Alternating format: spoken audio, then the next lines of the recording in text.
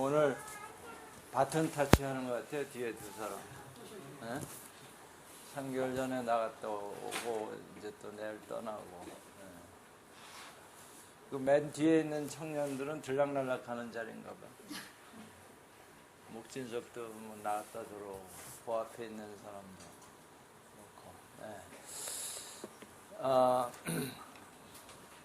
오늘 그 말씀 제목은 사실 좀 고쳤으면 좋겠어요. 고쳤으면 좋겠는 게 요셉의 고난 이렇게 하는 것보다는 고난에 대한 요셉의 해석 이렇게 바꾸시면 더 좋을 것 같아요. 그러니까 고난에 대해서 요셉은 어떻게 생각을 하는지, 어떻게 해석을 하는지. 네. 요즘 우리가 특별히 세월호 참사 이후에 그 고난과 환난과 그 여러 가지의 그 어려움들을 우리가 어떻게 이거를 생각해야 되는가. 그래도 요즘은 좀 가라앉은 것 같긴 한데 아직도 그 후유증들에서 벗어나지 못했기 때문에 이 김에 좀 더 그 환난과 고통과 그 고난에 대해서 성경은 어떻게 말씀을 하시는지 우리가 찾아봄으로 해서 우리가 우리의 마음을 좀 다잡을 수 있지 않을까 이렇게 생각을 합니다. 고난에 대한 요셉의 해석 이렇게 왜냐하면 요셉이 고난을 많이 당한 사람 중에 한 사람입니다. 그러니까 그 요셉은 그 고난을 어떻게 생각을 했고 어떻게 받아들였고 어떻게 해결했는가 그걸 살펴봄으로써 우리가 많은 그 도움을 받을 수 있고 배울 수 있지 않을까 그렇게 생각을 합니다. 근데 이 요셉의 그 고난에 대해서는 다른 사람의 그 고난도 많이 기록이 되어 있지만 요셉의 고난은 그 사람들에 의해서 사람들을 위해서 받은 고난 뭐 이렇게 얘기할 수 있는 게 형제들에 의해서 고난을 받게 된 거예요. 그러니까 하나님이 뭐 고난을 욥처럼 이렇게 허락해서 준 거하고는 조금 달라요. 사람에 의해서 고난을 받게 되었고 그리고 결국은 또 사람들을 위해서 받은 고난이 된 경우인데 그 시작이 형들의 시기심이라 이렇게 되어 있어요. 그렇죠? 37장 11절에 그 형들이 좀 찌질한 것 같아요. 그 동생을 귀엽게 봐줄 수도 있는데 그 시기를 했다. 왜 시기를 했냐면 그 이상한 꿈을 꿨어요. 요셉이. 그것도 한 번도 아니고 두 번씩. 그래서 그 위에 보면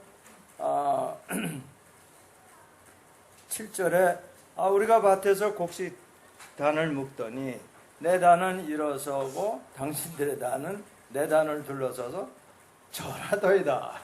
이 막내가 형들 한테 당신네들이 나한테 절하는 이런 상황을 얘기했어요. 그러니까 이제 괘씸죄를 지은 셈이에요 여기서. 근데 또다시 9절에 보면 꿈을 꿔서 또 가만히 있으면 좋을 텐데 또 형들에게 가서 자랑을 했어요. 뭐라 그러냐면 내가 또 꿈을 꾼즉 해와 달과 11별이 내게 절하더이다. 야 이렇게 되면 이제 부모까지도 다 자기한테 절한다. 뭐 이런 뜻이 되니까 이제 그 미워하게 된 그런 이제 원인 제공을 했다. 뭐 이렇게 볼 수 있습니다. 그래서 그 20절에 보면 죽여버리자. 무서운 형들이에요. 말 좀, 그 좀 꿈 좀 꿨다고 그렇게 했어요. 왜 그랬냐, 그런 생각들을 했냐면 요셉이 말한 꿈이 이루어지지 못하도록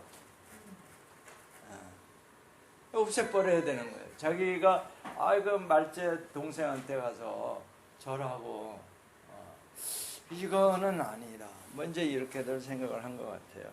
그래서 이제 결국은 중재해서 죽이진 않고 팔아버렸죠. 상인들에게. 그래서 이집트라는 타국에 가서 이제 노예로 삶을 시작하는데, 여러분 뭐 노예 삶하면 끝났죠. 뭐 더 설명할 필요가 뭐 있어요. 고통과 시련의 삶이 시작이 된 거죠. 그런데 우리랑 좀 다른 건 뭐냐면, 죄송합니다, 우리라고 그래서 저와 다른 거는 성실하고 근면을 최선을 다해서 그 보디발 주인의 집을 살림을 해주는 거예요. 섬기는 거예요. 더군다나 근면만 할 뿐만 아니라 정직하고 순종적으로. 이런 사람 싫어할 사람이 있겠어요? 왜 그랬을까? 어떻게 해서 그렇게 할 수 있었을까? 여러분 궁금하지 않으세요? 요셉은 나와 무엇이 다르길래 그런 억울한 상황에서, 말도 안 되는 상황이죠, 이거는. 더군다나 아무도 안 보는 데서, 이 타국도 한참 먼 에집트에까지 끌려가서, 그런데 거기서 어찌해서 이렇게 성실하고 근면하고 정직하고 그리고 주인에게 순종을 하는 그러한 삶을 살 수 있었을까? 여러분은 그렇게 하실 것 같은 표정을 내는데 저는 안 해요. 내가 이런 경우를 당했다 그러면 이거 뭐 이제 소망이 없는데 되는 대로 하는 대로 물결 치는 대로 그렇게 살지 뭘 바랄 게 있다고 이래 살겠어요. 여러분, 이유는 딱 하나입니다. 요셉은 꿈을 잊지 않았음을 우리가 알 수 있어요. 한마디로 그 꿈이 개꿈이 아니었던 것 같아요. 하나님이 주신 꿈은 여러분 그렇게 쉽게 잃어버리는 게 아닙니다. 또 하나님이 주신 환상, 꿈, 이거 그렇게 쉽게 사라지는 게 아니에요. 우리가 자고 일어나서 분명히 이런 꿈을 꿨는데 싹 지워지는 것 같은 그런 꿈이 아니라는 거예요, 이 꿈이.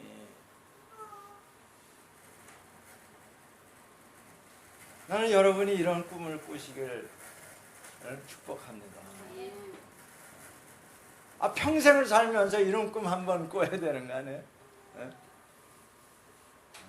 한 번도 이런 꿈을, 하나님이 주시는 꿈을 받도록 기도하시길 바랍니다. 아주 좋아요, 이 꿈은. 왜냐하면 하나님이 그렇게 하시겠다는 거거든요.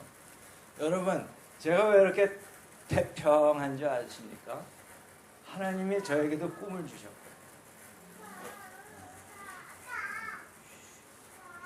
이 하나님으로부터 꿈을 받은 사람은 뭔가 좀 다르죠. 네. 어떻게 보면 포기한 인생 같기도 하고, 아무튼 태평입니다. 태평.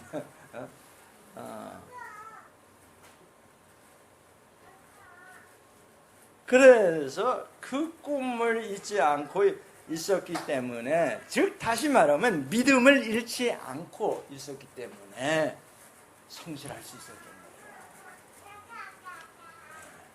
이게 그냥 개꿈이 아니고 하나님이 주시는 꿈은 믿게 돼 있어요. 믿음을 가지게 돼 있어요. 그 믿음이 있는 사람은 성실하게 살 수 있습니다. 그랬더니 하나님께서 함께 해주셨어요.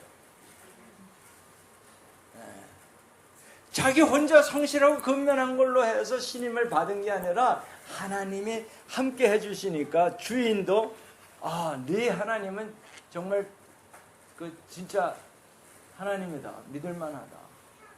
하나님이 함께 한다는 걸 인정하지 않을 수 없게끔 하나님이 역사를 해주셨습니다. 그럼에도 불구하고 여기서 끝났으면 참 좋겠는데 그럼에도 불구하고 누명을 쓰고 지하 감옥에 들어가는 고통과 시련이 이어집니다.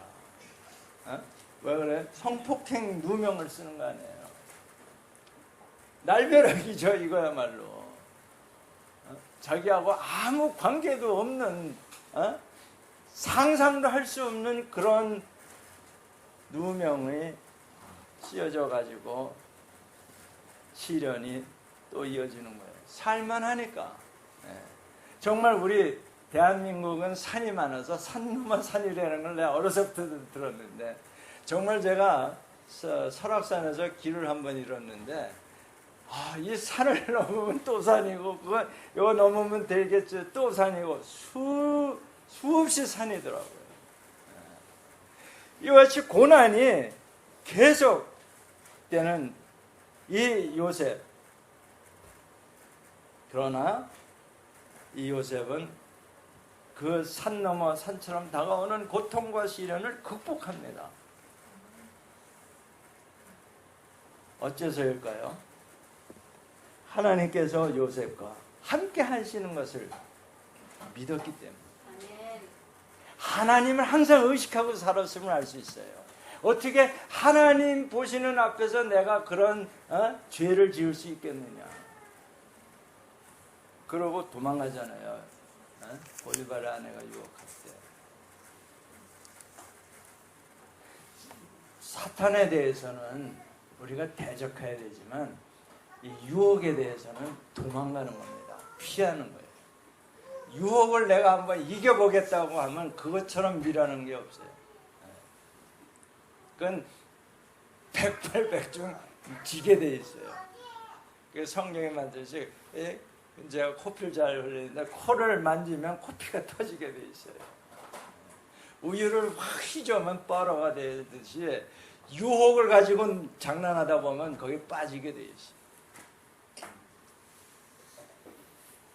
그런데 유혹에서 벗어날 수 있었던 게 임마누엘, 하나님이 함께 하신다는 그 신앙. 그러면 이제 거의 다 답이 나왔죠. 이제 요셉이 헬로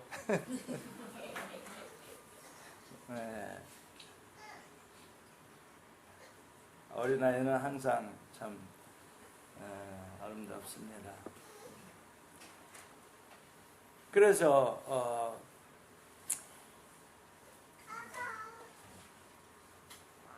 하나님이 함께 하셨기 때문에 감옥에서도 보디발의 집에서처럼 사람들에게 신임을 얻을 수 있었음을 우리가 압니다. 더 나아가 하나님이 주신 지혜로 이집트의 총리로 신분 변화를 경험합니다. 그럼 어떻게 여러분도 총리할 수 있을 것 같아요. 네? 하나님 꿈을 잘 받으면. 네. 그 요즘 총리 후보자들이 하나님으로부터 꿈을 좀 받고 나가지 그냥 나간 것 같기도 하고 아닌 것 같기도 하고 잘 모르겠습니다만 아무튼 요셉은 그 종의 신분에서 총리가 됩니다. 그 당시에 이집트는 제일 잘 나가는 대국이었어요. 오늘로 말하면 G1, G2에 해당하는 나라였던 것 같은데 요셉은 일련의 사건과 사고가 하나님의 섭리에 따라서 일어나는 것임을 드디어 깨닫게 됩니다. 자기가 총리가 아니 외국인에다가 종의 신분에다가 감옥에 있었던 주제에 총리가 됐다. 이건 하나님의 개입 그 컨셉을 개념을 도입하지 않고는 일어날 수 없는 일 아닙니까? 제가 1990년에 미국에 살다가 오랜만에 나왔을 때 한국이 너무 변해가지고 이게 내가 살던 고향 맞나 할 정도로 눈물이 다 나오더라고요. 하도 변해가지고 정말 그 유행가처럼 내가 살던 고향은 아니로다 하고 눈물이 글썽해지더라고요.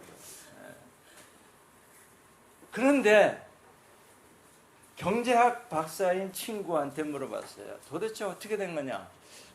아시아의 어떤 다른 나라에 온 것 같은 느낌이었어요. 그랬더니 몇 년 만에 한국에 나오냐 그래서 제가 20년 만에 나온 것 같다. 그랬더니 지난 20년간 내가 친구가 없을 동안에 한국의 변화는 유럽에서 200년 내지 300년에 걸쳐서 일어난 변화가 일어났다는 거예요. 그 설명이 맞더라고요. 그래서 어떻게 해서 그런 변화가 일어났느냐 했더니 한국의 경제 발전은 어떤 경제 이론으로도 설명이 안 된대요. 경제학 박사가 하는 얘기가 경제 이론으로는 설명이 안 된다. 그러면 뭐냐?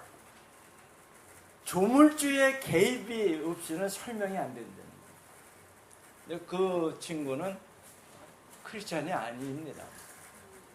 매도 불구하고 하나님의 그 간섭을 그 개념을 도입하지 않고 설명이 안 된다고 그러더라고요. 왜냐? 그건 또 무슨 소리냐? 그랬더니 아무튼 정부가 그때 한 일들이 보면 경제적으로 보면 전부 망할 짓만 했대요. 그런데 그게 전부 반전돼 가지고 요즘 말로 하면 대박이 터진 거예요. 연거푸. 아니 우리나라에서 무슨 제철소를 만들고 선박 배를 만들겠다고 이게 정말 상상을 초월해도 이거는 좀 지나친 그게 전부 먹혀 들어갔대요. 다른 나라는 전부 긴축 재정을 했을 때 한국은 그 당시에 막 투자를 한 거예요. 근데 그게 결국은 뭐냐면 다른 나라보다 앞서 준비를 한 거예요. 경제 풀릴 때를 준비한 것처럼 돼버린 거예요. 그런 설명을 하는 것처럼 여기 요셉도 이게 하나님의 그 간섭이 없이는 일어날 수 없. 누가 봐도 이거는 조물주의 그런 그 능력이 아니고서는 일어날 수 없는 일이 요셉의 신분 변화를 일으킨 겁니다. 그래서 하나님의 섭리라는 걸 깨닫게 되는 것 같아요. 그래서 이 요셉 이야기의 그 하이라이트 장면은 바로 이겁니다. 자기를 이집트에 팔아넘겼기 때문에 두려워 떨고 있는 형들에게 자기 깨달음을 얘기합니다. 하나님이 나를 보내셨다는 거예요. 여러분, 이 말 한마디가 얼마나 중요한 건지 압니까? 당신네들이 나를 이집트에 팔아넘긴 게 아니라 하나님이 보내셨다 이거. 즉 말하자면 하나님이 여러 번 형들을 사용해서 나를 이집트에 미리 보냈다. 왜냐? 이 뭐예요? 세계적인 뭐예요? 가뭄 식량난을 준비하기 위해서, 생명을 살리기 위해서. 여러분 제가 한동대학교에서 강의할 때 요즘도 해요. 은퇴를 했지만. 근데 제가 강의할 때 첫 시간에 뭘 하는지 압니까? 여러분이 한동대학교에 어떻게 왔습니까? 하고 묻습니다. 어머니가 가라고 해서 또 뭐 갈 데 없어서 서울대 갈 실력은 안 되고 그 뭐 크리스찬 대학이라니까 뭐 이런 등등의 얘기들이 나옵니다. 이 사람들은 장래가 보장되지 않는, 하나님이 나를 한동대학교에 보냈습니다라고 생각하는 사람은 하나님이 책임지십니다. 여러분 직장도 마찬가지예요. 아이 뭐 이것저것 해보다 안 되니까 아예 어떻게다가 이 일을 하게 됐습니다 하는 사람하고 하나님이 이 일을 하게 하셨습니다 믿는 사람하고는 그 결과는 엄청나게 다를 겁니다. 여러분 저도 뭐 이렇게 빙빙빙 돌다가 어떻게 이렇게 지하에서 이런 목회를 하게 됐습니까? 하나님이 보내셨습니다. 여러분도 마찬가지예요. 여러분도 하나님이 보내셔서 이 자리에 앉아 있는 것을 믿으시길 바랍니다. 왜냐하면 이것이 여러분의 인생을 굉장히 다르게 만들 수 있기 때문에. 뭐 여러 가지 있는 이유로 해서 여기에 오셨을 거예요. 그런데 여기 보세요.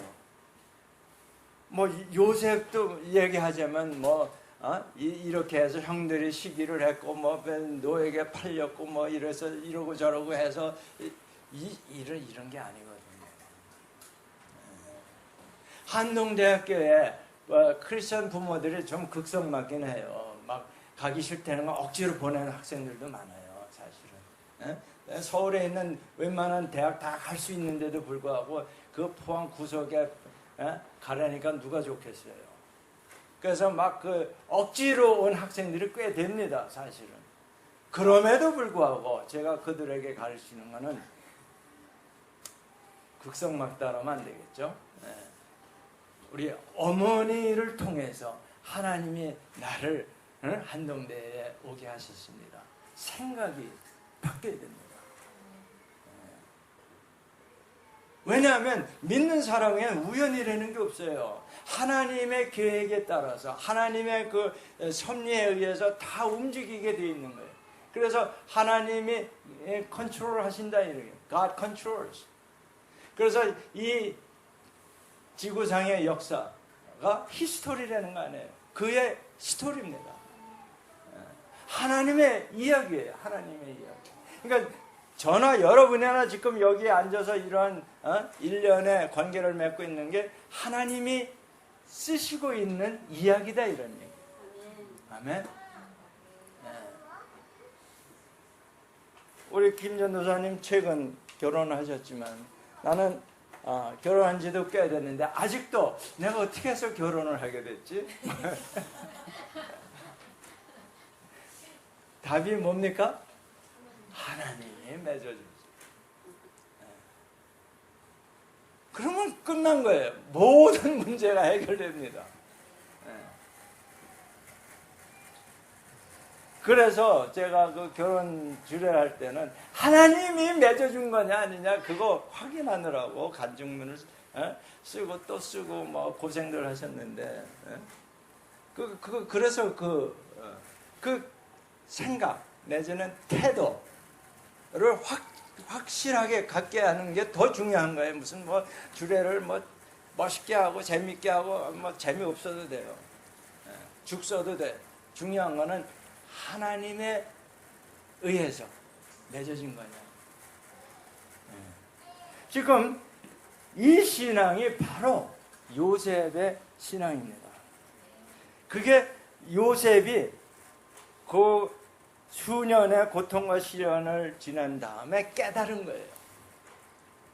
13년간 따져보면 13년간 계속 시련과 고통을 겪었는데 그 결론이 하나님이 나를 형들보다 먼저 보내셨다는 거예요.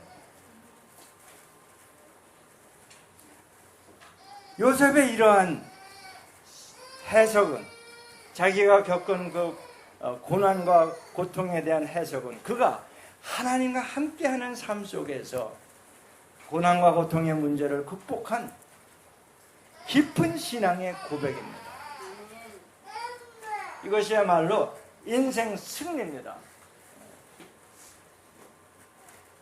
자기의 고통과 시련을 해석하는 인생 철학이기도 합니다. 하나님께서는 그리스도인들의 믿음이 고난을 넘어서 확증되기를 원하십니다. 정말 네가 믿느냐? 했을 때 고난을 통과하면서 보겠다는 거예요. 네가 정말 믿음이 있는지. 여러분, 그래서 제가 깨달은 것은 전지전능하신 하나님을 믿으면, 창조주이신 하나님을 믿으면 고난의 의미를 깨닫게 됩니다. 고난에 숨어있는 그 아름다움을, 축복을 깨닫게 됩니다. 그러니까 마음이 어떻게 돼요? 편안해지죠. 마음이 바뀝니다. 불편했던 마음이 편안한 마음으로 바뀝니다. 그 마음이 편안하면 사물을 보는 눈이 달라져요. 안목이 달라지게 돼 있어요. 다시 말해서 관점, 뷰 포인트가 달라지는 거예요. 여러분, 지금 제 얼굴을 볼 때 정면에서 보는 거하고 옆에서 보는 거하고 다르듯이 어느 지점에서 보느냐에 따라서 다릅니다. 그 사람들 보면, 배우들 보면 자기 왼쪽 얼굴이 더 멋있다 그래서 맨날 왼쪽으로 찍는다고 하던데, 또는 어떤 사람은 오른쪽. 이 뷰 포인트입니다. 어느 쪽에서 보느냐. 여러분, 이거 보세요. 이 성경책을 이렇게 보면 넓적한 사각형인데, 옆에서 보면 얇은 사각형. 그게 바로 이 관점이라는 거예요. 어디서 보느냐, 이게. 여러분의 인생의 어려움을 어느 각도에서, 어느 시각에서 보느냐에 따라서 엄청 달라집니다. 그래서 마음이 바뀌면, 보는 안목이 바뀌고, 안목이 바뀌면 모든 것이 바뀝니다. 우리 한동대학교에 첫 번에 가면 써붙여 있는 게 Why not change the world? 이렇게 써붙였어요. 세상을 바꾸자. 어떻게 바꿔요? 마음이 바뀌어야 돼요. 어떤 마음이? 하나님이 나를 보내셨다라고 바뀌어야 돼요. 어머니가 극성스럽게 막 푸시해가지고 한동대에 왔습니다. 가 아니고 하나님이 우리의 그 어머니의 강한 성격을 사용하셔서 저를 한동대에 가게 하셨습니다. 이렇게 마음이 바뀌어야 돼요.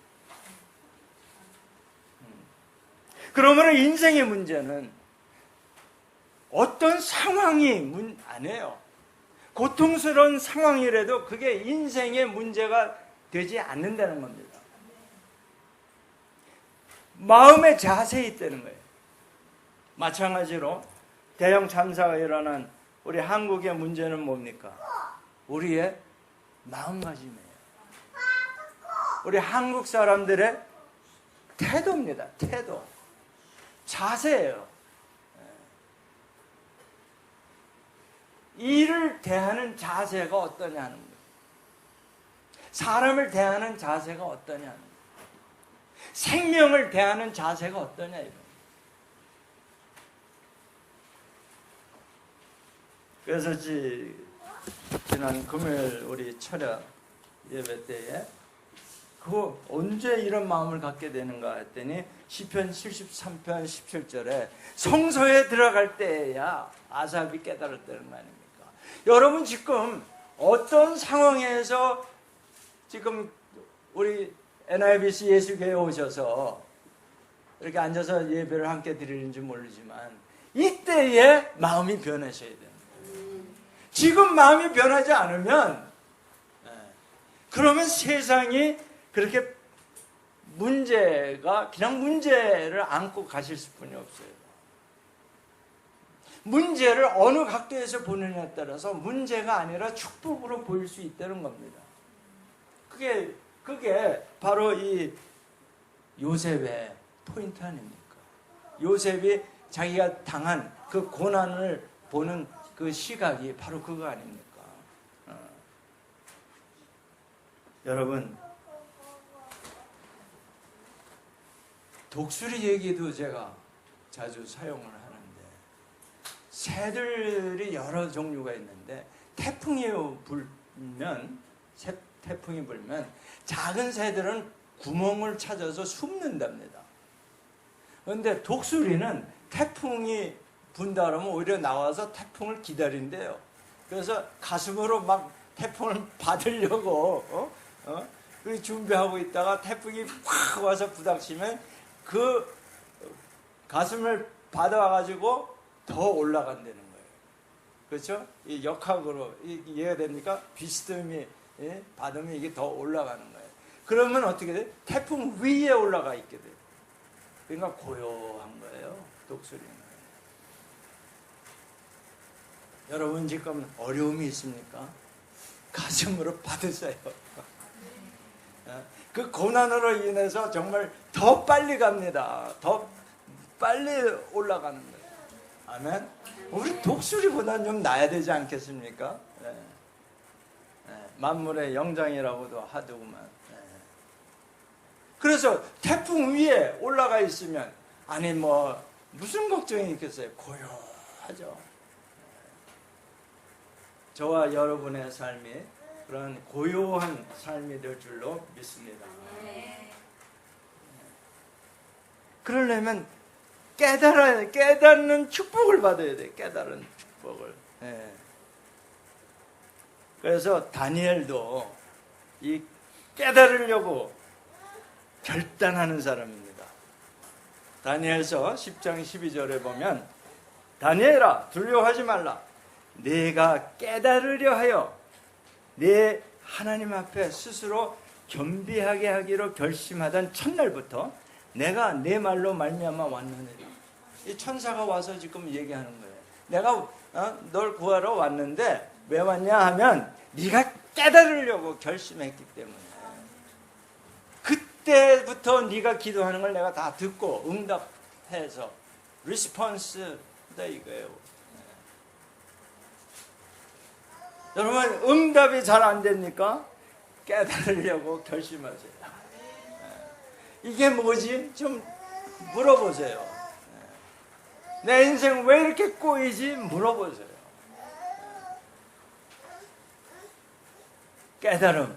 이 깨달음에 대해서 마태복음만 봐도요. 제가 하도 많아서 찾다가 그냥 중지했는데 마태복음 13장 44절부터 51절에 그 천국에 대해서 비유를 말하면서 이 모든 것을 깨달았느냐? 15장 16절에 너희도 아직까지 깨달음이 없느냐? 마태복음 16장 12절에 보면 떡의 누룩이 바리새인과 사두개인들의 교훈을 상가라고 하신 말씀인 줄을 깨달았다 이렇게 돼요. 깨닫는 얘기가 계속 나옵니다. 영어로 뭡니까 깨닫는 게? understand입니다.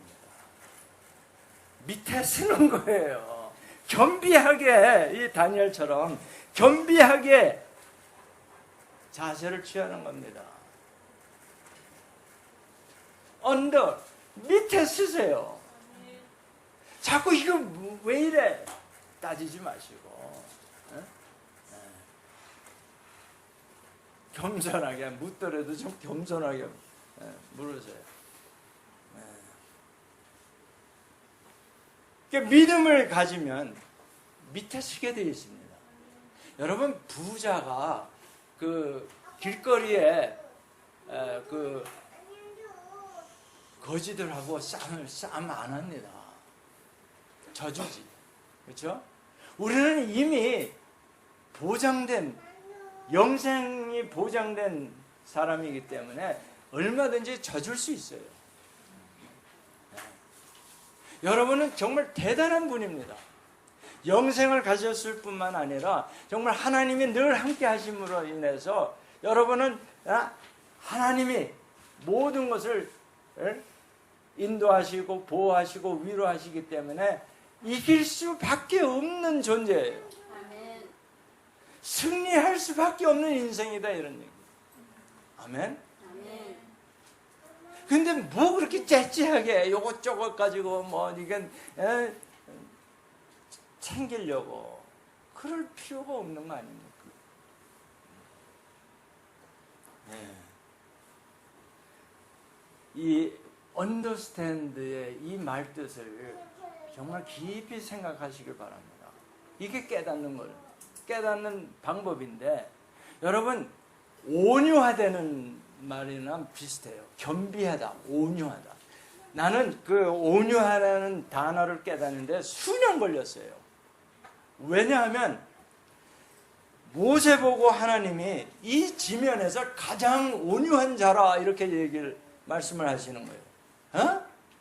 아니 모세가 온유하면 나는 100배나 더 온유하겠다 뭐 이런 생각을 해봤어요. 왜냐? 그 불같은 성격 아니에요. 그래서 자기 민족을 위한답시고 에집트 군인에 뻑 쳐서 힘도 셌던 것 같아. 한 번에 죽어버렸잖아요.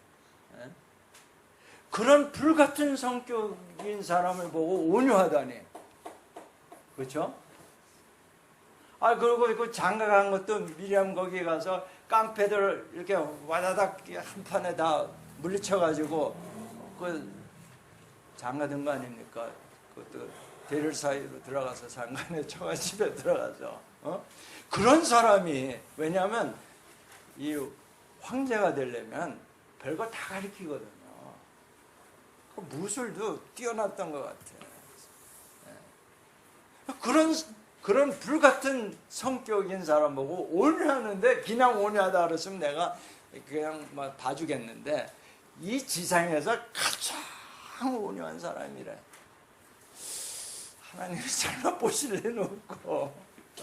이게 뭔가 수년 걸렸습니다. 그 온유는요 무슨 뜻이냐면, 이렇게 비굴하게 뭐 이렇게 이런 온유가 아니고, 하나님의 능력이 나에게서 일어날 수 있도록 하는 게 온유합니다. 다시 말해서 갈라디아서 2장 20절에요. 내가 사는 게 아니고 내 안에 계신 그리스도께서 사시게 하는 게 온유한 거라는 거예요. 그 그리스도가 사시게 되면 어떻게 돼요? 온갖 능력이 다 나올 거 아닙니까?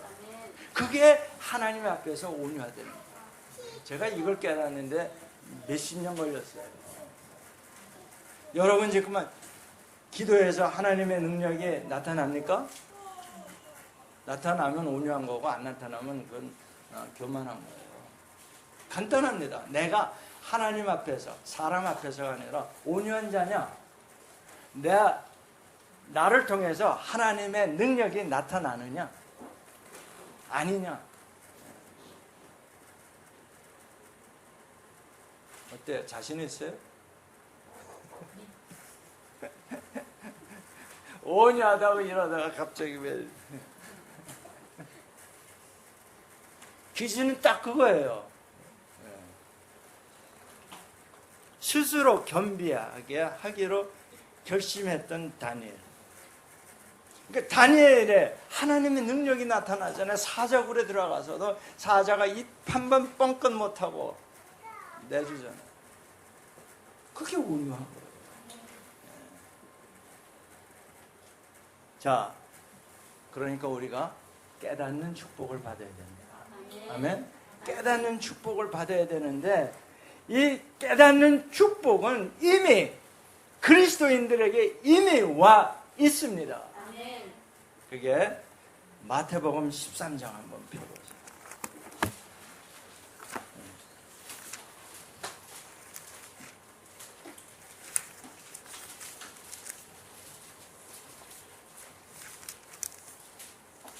자, 보세요. 제자들에게 예수님이 18절 함께 읽습니다. 시작. 그러나 너희 눈은 봄으로 너희 귀는 들음으로 복이 있도다. 깨닫는 눈과 깨닫는 귀를 가진 이 제자들은 복이 있다는 말씀이십니다. 여러분이 깨닫는 귀와 깨닫는 눈을 이미 받으셨습니다. 아멘? 아멘? 다른 복을 구할 필요도 없어요. 이 복을 받으면. 사물을 보는 눈이 다릅니다. 세상 사람들하고. 세상 사람들은 버리는 거를 우리는 귀하다고 볼 수 있는 거예요. 여러분, 돈 잘 버는 사람들은 우리가 그 쓸모 없는 것 같은 데서 전부 돈 번다고 그러잖아요. 그렇죠? 뭐 이런 쓰레기 더미에서도 돈을 번다고 하는데, 왜냐? 그 사람들은 돈 버는 눈이 열린 거예요.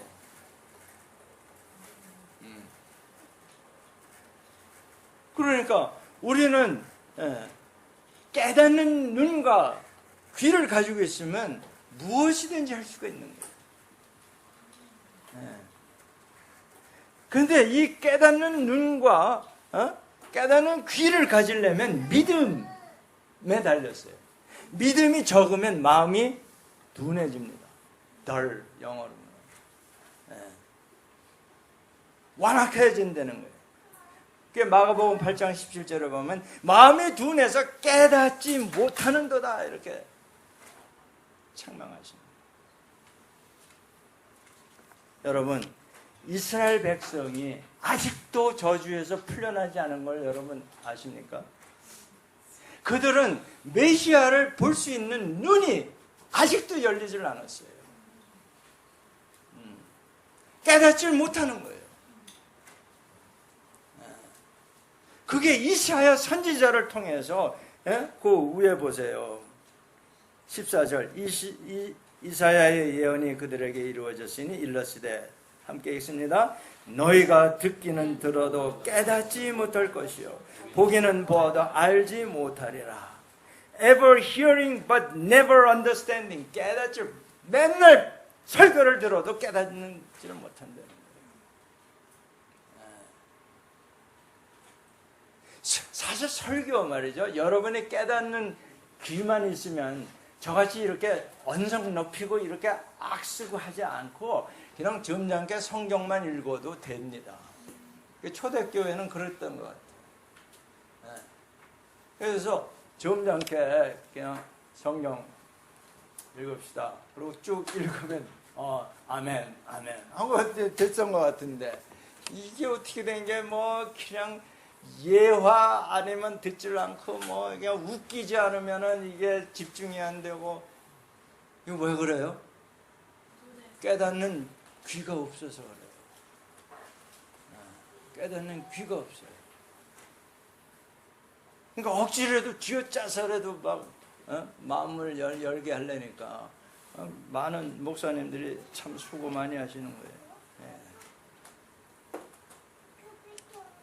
그래서 여기서 보면 이게 말이죠, 이스라엘 백성에게 저주로 하나님께서 내리신 건데, 이게 이사야 선지자가 도대체 그러면 언제까지니까 한탄을 합니다. 완전히 망할 때까지라고 말씀하세요.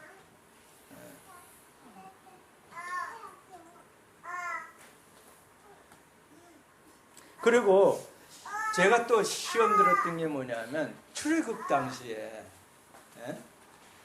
그렇게 수많은 그 기적을 하나님이 체험케 하시잖아요. 그런데 얼마 안 가서 또 뭐 먹을 것 타령하고 불평불만을 하는, 이 사람들 정말 뭐 나는 안 그럴 것 같이 생각했어. 좀 이 종자가 다르다 뭐 이렇게까지 생각을 했는데, 왜 그런가 했더니요, 여기 그 성경에 보면 아직 깨닫는 눈과 귀를 주지 않으셨다고 되어 있습니다. 신명기 29장 2절 4절 보세요.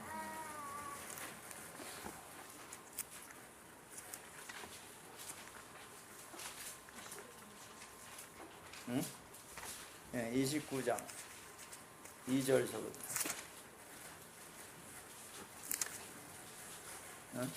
보세요. 3절에 보면 곧 그 큰 시험과 이적과 큰 기사를 내 눈으로 보았느니라.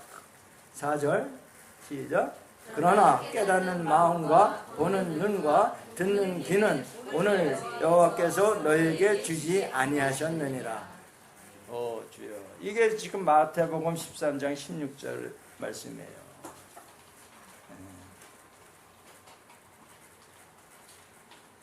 그 다음에 요한복음 12장 40절, 사도행전 28장 25절, 27절에 이 이야기를 계속합니다.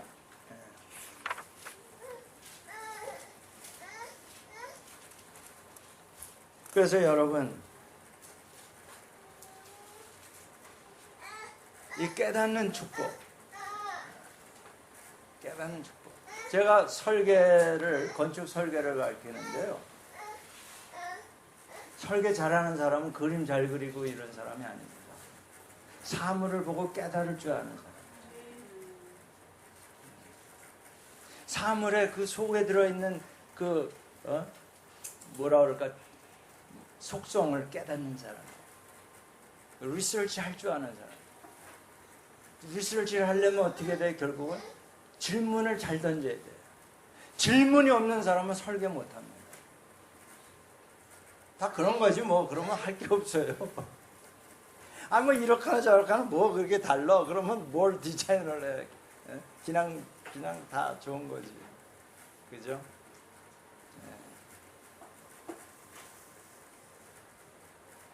그래서 억지로 해도 좀 피키한 성격이 잘 사용하면 그것도 좋은 거예요. 근데 그렇다고 해서 좋은 게 아니라 깨달아야 돼. 깨닫는 축복을 받읍시다. 그래서 이 고난을 당했을 때, 환난을 당했을 때 우리가 믿음을 가지고 있으면 인내로 이어지죠. 근데 이 성경에서 말하는, 오늘 여러 가지 얘기를 다 하는데, 성경에서 말하는 인내는 또 다른 거예요. 성경에서 말하는 온유의 뜻이 아셨죠? 다릅니다. 성경에서 이야기하는 인내는 이 어금니 꽉 깨물고 그냥 참는 게 아니고, 기쁨이 어려움보다 커서 넘어가는 겁니다. 문제보다 기쁨이, 믿음이 커서 편안한 마음으로 넘어가는 거예요. 영적인 문제가 일으킬 수 있는, 영에 너무 깊이 들어가면 문제가 되기도 하지만, 워치만리라는 그 분이 무슨 환상을 봤냐면, 환상 중에 강물을 따라서 배를 타고 내려가는데 갑자기 큰 바위가 나타난 거예요. 피해갈 수도 없을 만큼 큰 바위예요. 그러니까 강을 거의 다 막은 거예요. 그러니까 거기 쏜살같이 강물 따라서 가는 건데, 이게 무슨 엔진을 달고 가는 것도 아니고, 물 흘러가는 줄 알았는데 이게 부닥치게 돼 있는 거예요. 그래서 어떻게 합니까? 기도해야지. 하나님 살려주세요. 그러니까 하나님이 내가 어떻게 해주길 바라느냐? 저 돌을 부셔주랴? 아니면 물을 불려서 그 위를 지나가게 해주랴? 여러분 어느 거 원해요?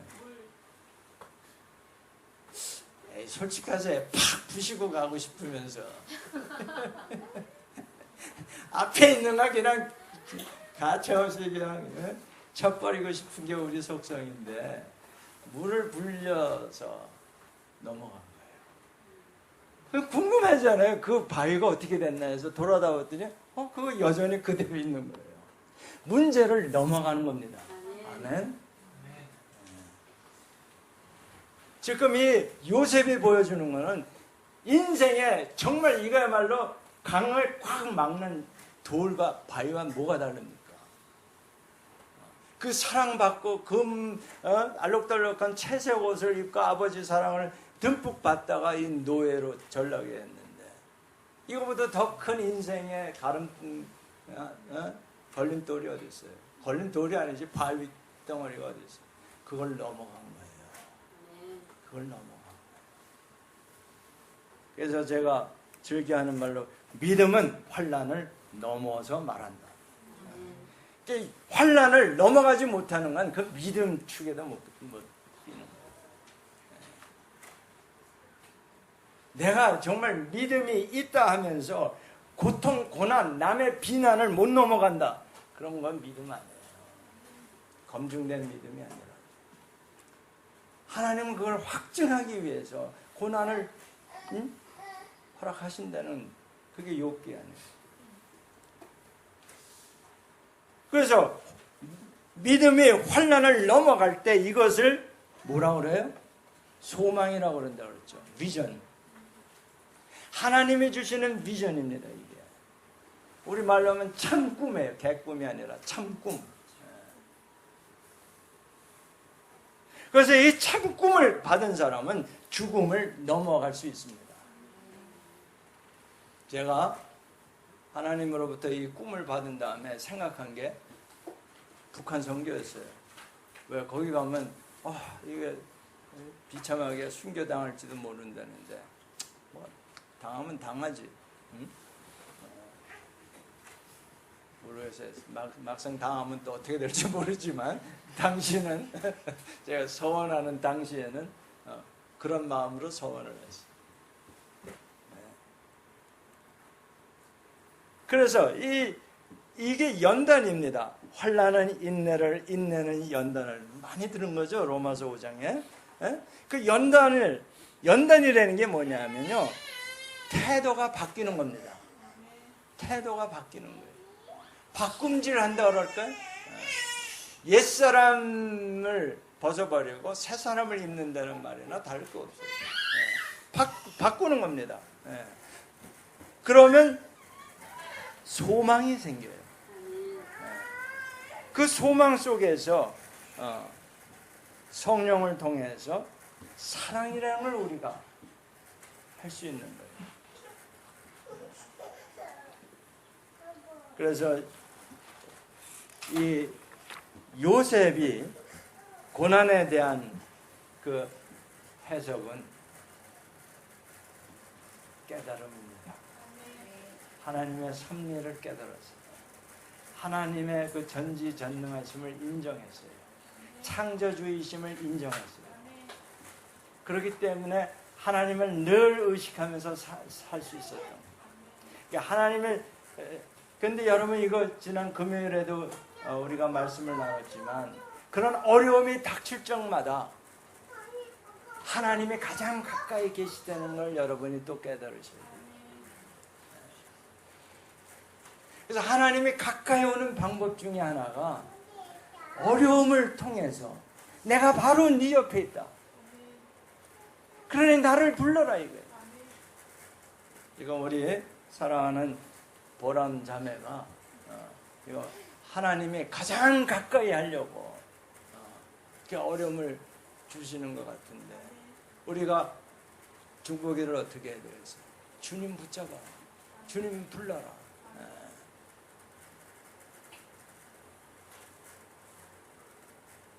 그 어려움 속에 축복이 있단다. 그 어려움 속에. 그리고 사실 영적으로 보면요. 우리가 받는 고난보다는 고난 당하는 나를 대신해서 예수님이 더 고통하신다는 거예요. 그걸 뭐라고 그러죠? 하나님이 우리의 고통을 쉐어하는 것. 네? 체휼하시는 하나님. 정말 몸으로 그 고통을 느끼시는 하나님입니다. 나 혼자 당하는 게 아니다. 이거예요. 요셉 혼자 당한 게 아니었다라는 얘기예요. 할렐루야. 기도합시다.